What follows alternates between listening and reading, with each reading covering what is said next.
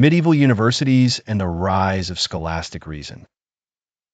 In the heart of medieval Europe, a hush fell over the newly arisen university courtyards, their stone arches echoing with footsteps of eager minds.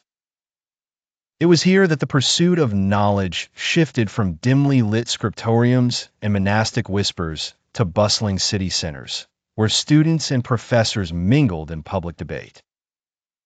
Universities, these remarkable institutions, were slowly becoming entities with their own autonomy, capable of challenging kings and popes and nurturing an intellectual special forces prepared to dissect, analyze, and reconstruct a world shaped by tradition and marbled with the unknown.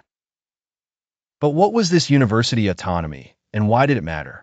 As schools in Paris, Bologna, and Oxford grew, they insisted on the right to self-governing statutes, curriculum, and teaching positions. This autonomy was not easily won.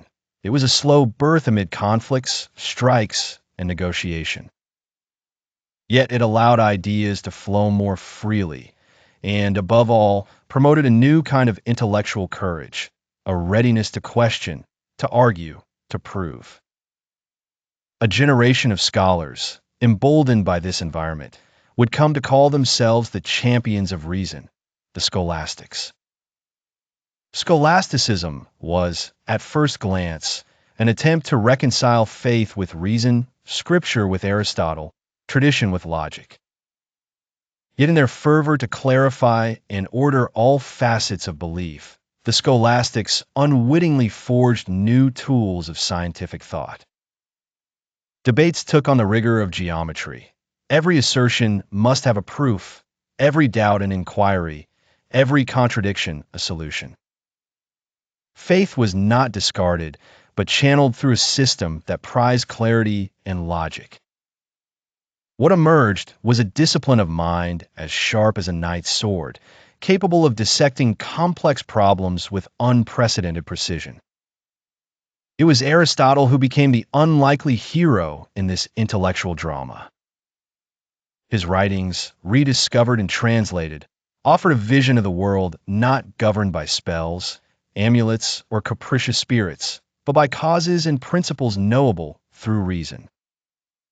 The scholastics, poring over his texts, crystallized a worldview where events must have rational explanations, and miracles, previously attributed freely to the supernatural, were now scrutinized as possible but not necessary interventions.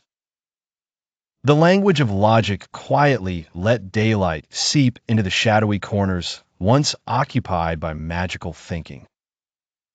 Thus, in drafty lecture halls filled with the scent of parchment and candle wax, the great medieval experiment unfolded.